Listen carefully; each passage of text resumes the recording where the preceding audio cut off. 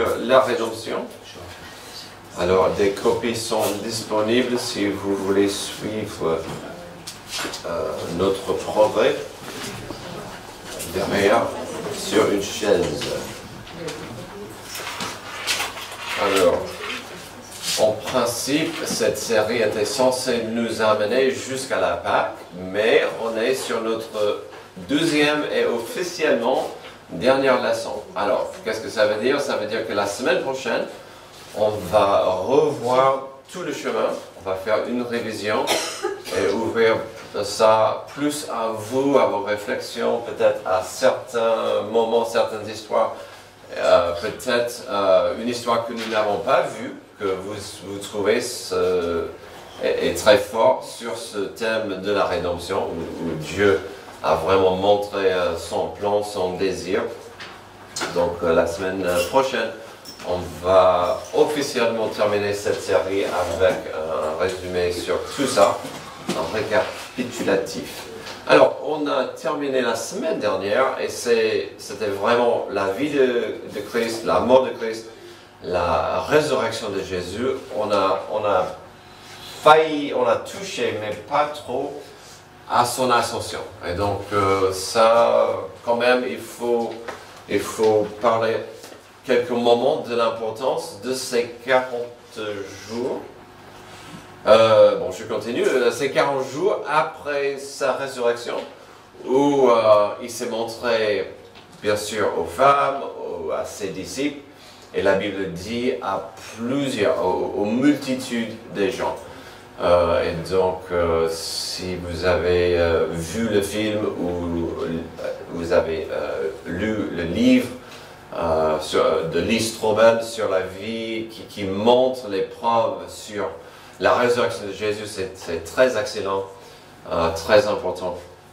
Alors, normalement, je ne pose pas des questions tout de suite, mais rappelez-moi pourquoi ces 40 jours étaient importants où Jésus s'est montré après sa résurrection. Qui aimerait ajouter quelques idées de pourquoi ces 40 jours étaient importantes? Oui. Pour montrer qu'il a vaincu la mort. Déjà, la chose évidente, de montrer qu'il était vivant. Et puis, il y a dans la Bible le chiffre 40. Certains mettent beaucoup d'importance sur les chiffres. Je ne suis pas une de ces personnes qui met énormément d'influence sur les chiffres, mais c'est clair que dans la Bible, il y a des chiffres importants. Et 40, c'est le chiffre de soit épreuve, soit période importante. Moïse, 40 jours sur la montagne, Jésus, 40 jours dans le désert. Donc, on voit ce n'est pas par hasard que Jésus était 40 jours sur la terre pour se montrer. Donc, voilà. Il est monté au ciel. Il a dit, je reviens, j'envoie le Saint-Esprit. Attendez cet événement. Donc, c'est là où on arrive. De la Pentecôte jusqu'à la fin. Alors, les disciples se rassemblent à Jérusalem comme Jésus l'a ordonné. Le Saint-Esprit descend sur eux et ils prêchent l'évangile aux masses dans de multiples langues qu'ils ne connaissaient pas auparavant. Vous connaissez l'histoire, on a vu ça l'an dernier. Ce qui est très intéressant, c'est que la plupart des gens qui étaient là ce jour-là étaient des Juifs, mais qui vivaient à l'étranger. Donc, ils entendaient l'évangile dans la langue d'où ils venaient, même s'ils étaient Juifs. Et donc, c'était vraiment, si vous voulez, la première flamme missionnaire d'annoncer la bonne nouvelle à ces pèlerins qui allaient reprendre ce message chez eux, loin de Jérusalem. Et donc, un grand nombre de personnes de partout dans le monde croient que Jésus est le Sauveur. Ils sont sauvés. La première Église est formée. Alors, c'était, si vous voulez, c'est intéressant que la première Église était un méga church. Il y avait plus que 3000 personnes et la Bible dit que le Saint-Esprit a ajouté chaque jour, comme comme il voulait faire. Et donc, c'était vraiment cette première église trouvée grâce aux yeux du peuple, bien sûr, pas aux yeux des autorités religieuses. Donc, cette église existait. Des missionnaires sont envoyés dans le monde pour proclamer la bonne nouvelle. Des gens sont sauvés partout. L'église s'agrandit. Certains apôtres écrivent des lettres à divers individus et groupes pour leur donner des instructions et une formation théologique sur Dieu, sur l'œuvre achevée de Jésus, sur divers sujets et questions pour les tenir au courant de l'évolution et l'activité missionnaire. L'une de ces lettres, c'est l'Apocalypse, c'est la dernière. Ça révèle des détails importants sur le retour triomphal de Jésus, l'établissement de son royaume éternel et le jugement de Satan et de ceux qui sont restés dans leur péché et qui n'ont pas été sauvés. Donc, parlons de la naissance de l'Église. Jésus a fait grandir son Église. Il reviendra pour inaugurer le nouveau royaume de Dieu. Il y aura un nouveau ciel, nouvelle terre, et ceux qui croient seront avec lui au paradis pour toujours. C'est vraiment une bonne nouvelle, notre grande espérance. Nous n'avons pas besoin d'avoir peur du lendemain, de la mort, de l'inconnu. Alors, donc, après l'ascension de Jésus, les disciples ont fait ce que leur avait été demandé, sont allés attendre à Jérusalem. Donc, vous avez quelques passages qui vous rappellent de ça. Alors qu'ils attendaient dans la chambre haute, le Saint-Esprit est descendu pour vivre en chaque croyant et pour les guider. Cela s'est accompagné d'un événement miraculeux. Les disciples ont prêché l'Évangile à de grandes foules dans des langues qu'ils ne connaissaient pas auparavant. Ce jour-là, de nombreuses personnes sont devenues disciples de Jésus. C'est vrai que ce premier message clair, il y avait plusieurs disciples qui proclamaient la bonne nouvelle de Dieu, mais c'est vrai que vous connaissez l'histoire. Quand les gens disaient, mais qu'est-ce qui se passe, c'est bizarre, est-ce qu'ils sont ivres? C'est Pierre qui a fait une prédication sur le coup. Il a fait une magnifique prédication, et ça implique 2-3 chapitres en Actes. Et ce qui est intéressant, c'est que, et on va en parler tout à l'heure, il a un peu parlé de ce chemin dans sa prédication. Et on verra ça aussi, plusieurs personnes l'ont fait pour expliquer l'Évangile, surtout aux Juifs, mais à tout le monde. Donc, plus tard, des persécutions ont commencé contre les chrétiens. Par exemple, il y avait Étienne était la personne la plus fameuse qui a été persécutée pour sa foi. Mais avant de parler brièvement de lui, il y avait Pierre qui a été emprisonné. J'ai ajouté dans vos notes qu'il a été emprisonné. Pourquoi? Parce que le petit roi Hérode voyait que ça plaisait aux autorités de persécuter l'Église. Et donc, il a tué Jacques, le frère de Jean. Et donc, la persécution de l'Église a commencé dans les premiers mois. Assez vite, c'est très intéressant de voir que parfois, si pas souvent, la foi chrétienne va contre des religions autour. Et les puissances religieuses ont du mal avec ça parfois. Et donc, Pierre était emprisonné, vous connaissez l'histoire, il était libéré par un ange. Et puis, il y avait Étienne, le martyr d'Étienne en Acte 7, où il était, bien sûr, son exécution était bénie par Saul. Et donc, on voyait dès ce moment-là que Saul vraiment prenait le flambeau de persécuter l'Église. Et la Bible dit qu'il les mettait en prison, il tuait, il faisait tout ce qu'il pouvait pour faire du mal à l'Église.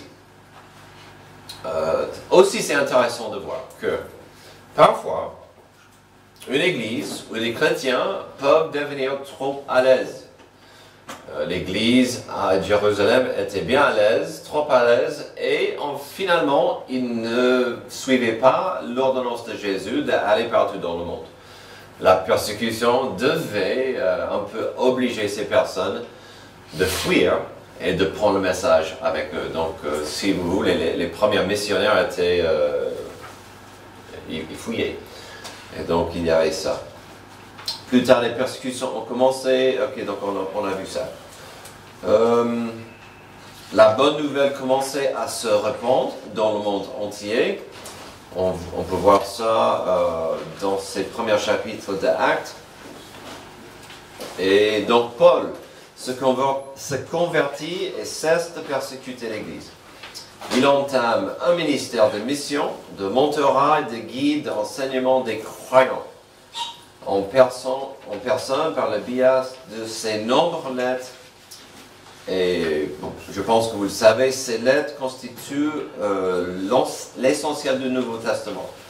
Ces lettres, ces écritures sont 2/3 du Nouveau Testament. Quelque chose d'autre, puisque nous avons parlé de la persécution, il est très intéressant, j'ai trouvé ça toujours ironique, que la passion de Paul, c'était de voyager, prêcher, commencer des églises. Nous sommes aujourd'hui bénis par ces écritures qui étaient faites où? En prison. La plupart de ce qu'il a écrit était en prison. Donc, il était, si vous voulez, persécuté. Dieu a pris ça pour une bénédiction et nous sommes bénis aujourd'hui par ce mal que Paul a subi en prison. Et donc, souvent, on revient à notre point de vue, comment on voit des choses. Est-ce que je prends cette malheur comme une bénédiction ou comment je peux servir Dieu dans des difficultés? Alors, à saisir. Jésus, alors j'en ai parlé, mais on va voir ça un peu plus. Jésus sur le chemin de Emmaüs. Étienne, avant sa mort, parce que lui aussi, il a prêché il a fait une petite prédication. Et Paul passe tous beaucoup de temps à montrer comment les promesses, les prophéties, etc. de Dieu sont toutes liées et mènent à une conclusion inévitable. Jésus les a toutes accomplies. On connaît cette histoire où Jésus parlait avec 2 disciples sur la route d'Emmaüs. Ils n'ont pas reconnu Jésus et ça dit, il a expliqué toute la loi et les prophètes jusqu'à lui, et à un moment donné, ils ont compris. Alors, il est probable que c'était un peu ce chemin qu'il a tracé. On sait que Paul l'a fait, on sait que Étienne l'a fait. Et donc, c'est pourquoi on est en train de voir cette notion de la rédemption, le plan de Dieu dès Genèse 1, 2 et 3. Mais jusqu'à aujourd'hui, le plan de Dieu, c'était la rédemption de l'humanité à travers Jésus-Christ. Et donc, ça, on peut voir ça dans les vies, avec cette histoire de Jésus, Étienne et puis Paul. Depuis la première promesse dans le jardin d'Éden, en passant par les promesses faites à Abraham, par les déclarations des prophètes et par la vie, la mort et la résurrection de Jésus. Dieu avait un plan clair. Ce plan était un plan de rédemption pour un monde perdu.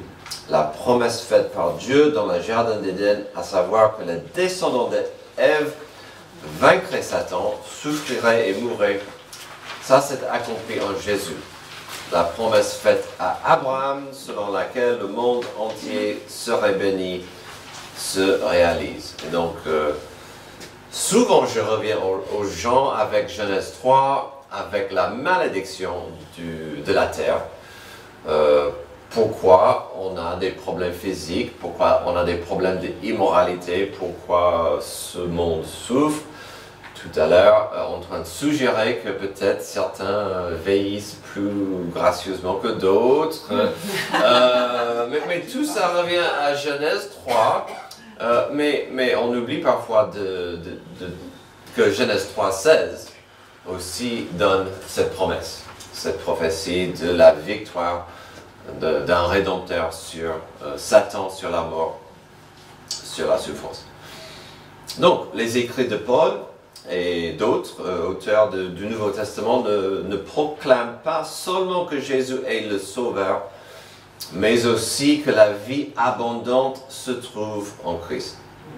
Et aussi, il y a un espoir futur, son retour, le retour de Christ, la fin de ce vieux monde déchu et la création d'un nouveau paradis parfait pour ceux qui mettent leur foi en Jésus et communieront avec Dieu pour toujours. Et donc, on peut parler un peu plus dans quelques minutes de l'Apocalypse si vous voulez. J'en ai pas trop mis dans vos notes parce que c'est vrai que c'est assez spécial. Il ne faut pas avoir peur de l'Apocalypse. Mais en fait, il y a beaucoup de bonnes nouvelles dans l'Apocalypse, surtout sachant que Dieu va gagner. Amen. Dieu va gagner, Satan va perdre. Il le sait. Alors, s'il sait, il va perdre. Ça explique énormément de choses. Pourquoi il est tellement coriace, pourquoi il veut détruire certaines choses. Commençons avec la famille, le mariage, pourquoi il glorifie la violence. Tout ça, c'est vraiment dans son plan. Parce qu'il sait que le chronomètre coule. Et personne ne sait quand Jésus revient. Et donc, nous avons cet espoir. Amen.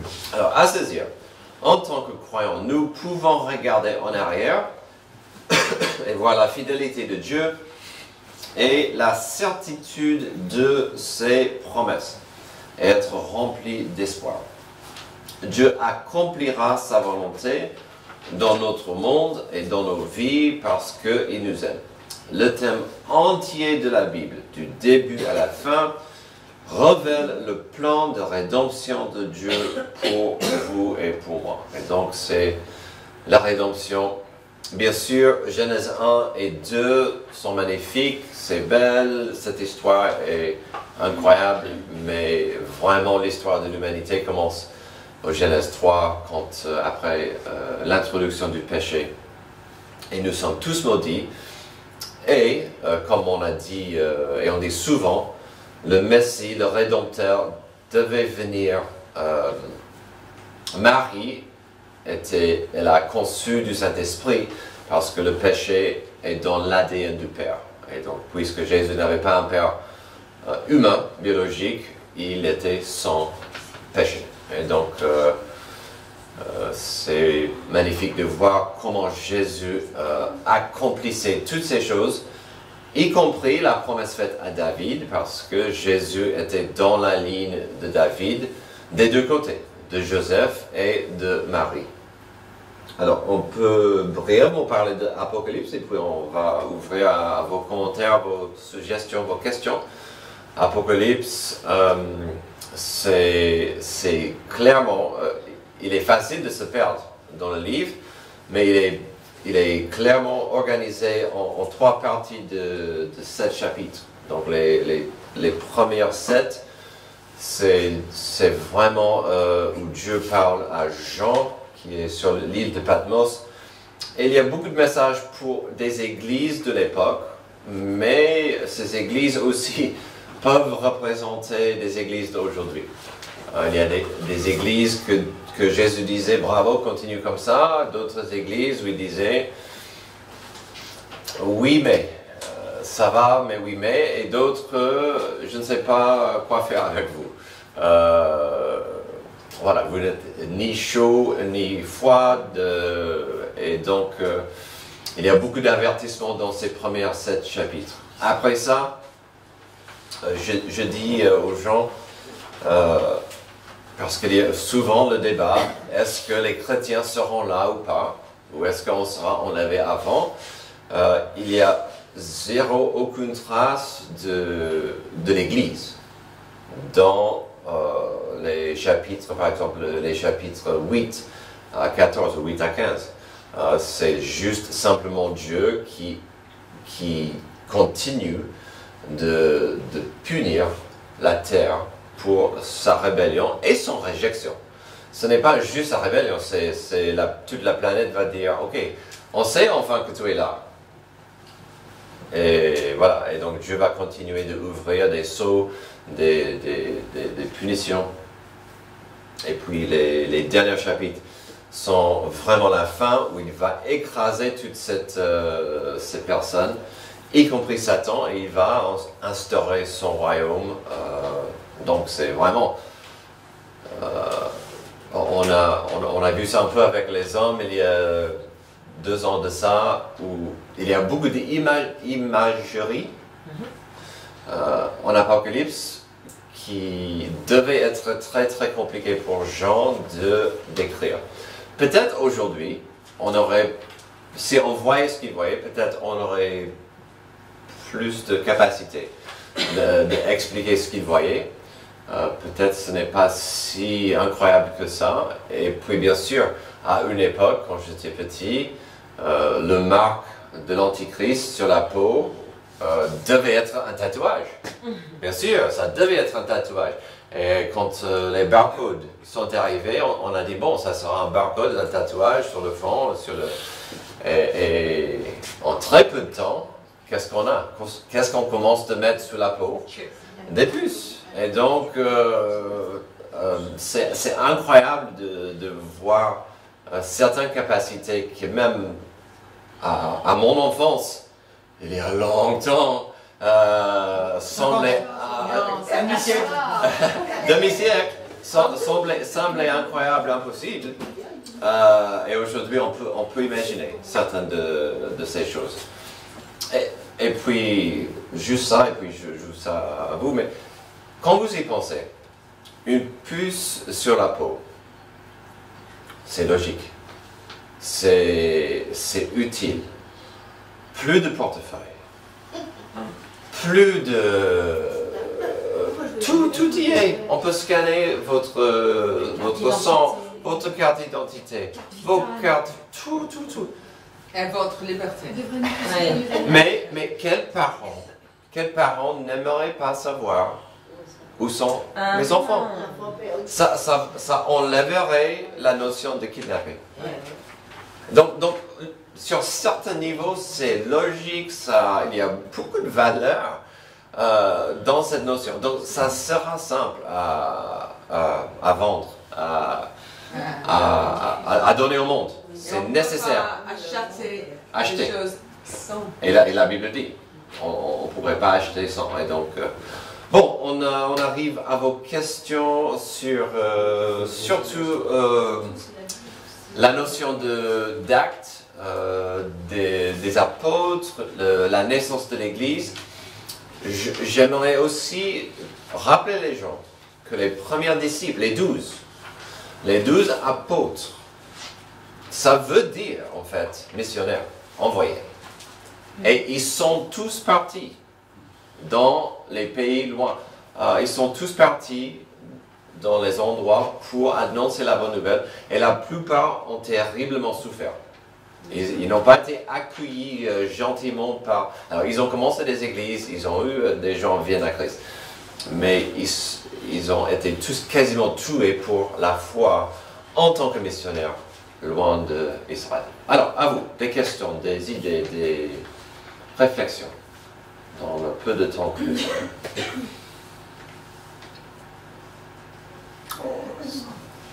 L'apôtre Paul, il a été un grand personnage dans la Bible. Oui. Et le Seigneur, c'est lui qui l'a cherché. Oui. Parce qu'il a dû passer tous ces... Il a perdu la vue, tout ça, quand le Seigneur s'est révélé à lui. Et alors, moi, ce qui me fait penser, c'est que dans la Bible, le Seigneur dit qu'ils seront plus... comment je peux dire en français, ces personnes qui ont cru en le Seigneur sans le voir. Oui. Comme c'est notre cas. Oui. Bénis sont ceux qui ont cru sans voir Jésus. Sans voir, oui. Si je me souviens bien le contexte, Jésus disait ça à Thomas, qui doutait, qui insistait à toucher l'épée. Et donc, j'adore cette citation parce qu'il parle de nous. Oui, oui. Et moi aussi, j'ai réfléchi à ça, à nous, son Église, qu'on ne l'a pas vu en personne, en chair, en os, mais on croit en lui parce qu'on le sent dans notre cœur, dans notre vie, dans les épreuves aussi. Une histoire du Seigneur. Et ça, c'est un beau rappel de qu'est-ce qui plaît à Dieu. La seule chose qui plaît à Dieu, selon Hébreux 6, 11, 6, c'est la foi. Donc si vous avez la foi d'accepter Jésus sans l'avoir vu, tant mieux. Tant mieux. Jean. La fin, c'est comme le début. Donc, en Apocalypse, tu as l'arbre de la vie, tu as une relation intime avec Jésus, et commencer comme ça. Et donc, Apocalypse. Oui, donc on voit vraiment, oui, c'est comme on recommence, comme c'était prévu. Jésus nous a fait pour être en relation intime avec nous. Il est le chef, on peut vivre éternellement avec le fruit.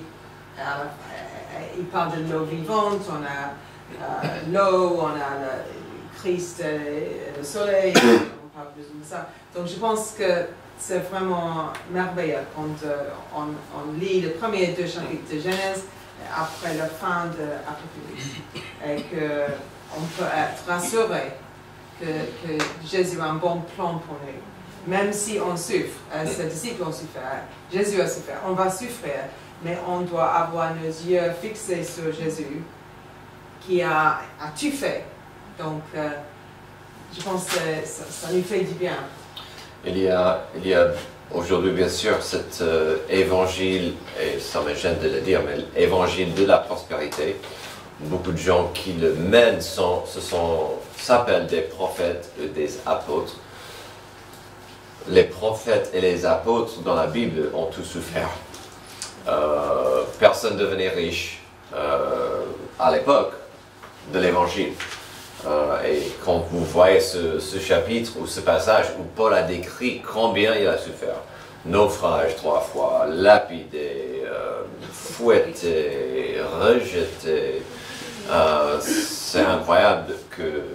Mais ce que tu viens de dire m'a rappelé que on peut souffrir, on va souffrir, mais qu'est-ce qu'on fait? Est-ce qu'on appuie sur la grâce de Dieu dans ces cas? Dans l'Apocalypse aussi, il est dit que Jésus va revenir. Oui. Et donc, en fait, Dieu demande à l'Église de prier pour le retour de Jésus. Parce que ce sera une délivrance pour nous, en fait. Oui. On sera avec lui pour toujours. Et c'est pas souvent prêché, en fait, ce retour de Jésus. Oui. Et il reviendra non plus en tant qu'agneau humble, mais en tant que prince victorieux et qui viendra juger. Ouais. Et en fait, les gens ont peur de ça, du jugement que Jésus va donner lors de son retour. Et nous, on n'a pas à avoir peur. Ouais. Mais c'est vraiment important qu'on pense à ça, parce que pour moi, comme à l'école, on a les carottes et le bâton. Et pourquoi est-ce que j'étais motivée de faire la révision pour les examens? C'était parce que je n'ai pas vu lui montrer que j'étais stupide aux autres. Donc j'ai dû... Mais je pense que, oui, on parle beaucoup de salut, de souffrance de Jésus, mais le retour de Jésus, mais aussi que le bâton, que ceux qui ont rejeté Christ vont être punis. Et aussi les croyants, nous sommes déjà sauvés par le sang de Jésus. Mais quand même, il y a un jugement différent pour les chrétiens. Et on veut vraiment plaire à Jésus dans ce qu'on fait tout le temps. Si Apocalypse choque à plusieurs, c'est parce qu'enfin on voit Jésus qui a dit c'est le moment pour la justice et le jugement. Et c'est le moment, et il arrive, et c'est incroyable. Une dernière chose, et on doit s'arrêter, donc Amélie. Non, c'était juste pour revenir sur ce que disait Françoise, mais c'est aussi justement à cause de cette peur terrible du jugement dernier qu'on va retrouver plein de représentations horrifiques de ce moment. Si on regarde sur les églises, sur les pavés des églises, comment est représenté le jugement dernier, on voit vraiment une peur terrible. Et je pense aussi que c'est en partie à cause de ce jugement-là et de cette peur-là que les gens vont aussi des fois juste rejeter aussi Dieu, se dire bah non, nous on ne veut pas de ce jugement dernier, donc on décide de ne pas y croire. Parce que c'est absurde, que ça fait peur de se dire que à la fin, on finira par être jugé et qu'on a une conscience, parce qu'on a quand même une conscience morale qui nous dit que des fois, ce qu'on fait, c'est mal. Et donc, pour essayer d'apaiser cette peur, on va bannir finalement encore par Dieu, au lieu plutôt de se venger soi. Arrêter d'orgueil. Ça, c'est les gens qui n'ont pas compris le salut de Jésus. Et ne comprennent pas la grâce. Non, c'est La grâce, le pardon. donc c'est notre responsabilité de communiquer la grâce. Mais aussi le fait que Jésus est sauveur, mais aussi juge. Et c'est trop facile de parler seulement du juge, de justice, mais aussi du pouvoir. Mais peut-être dans cette génération, on a aussi le salut, les bénédictions, mais c'est les deux. Donc ouais. Merci bien. On va terminer ça la semaine prochaine avec...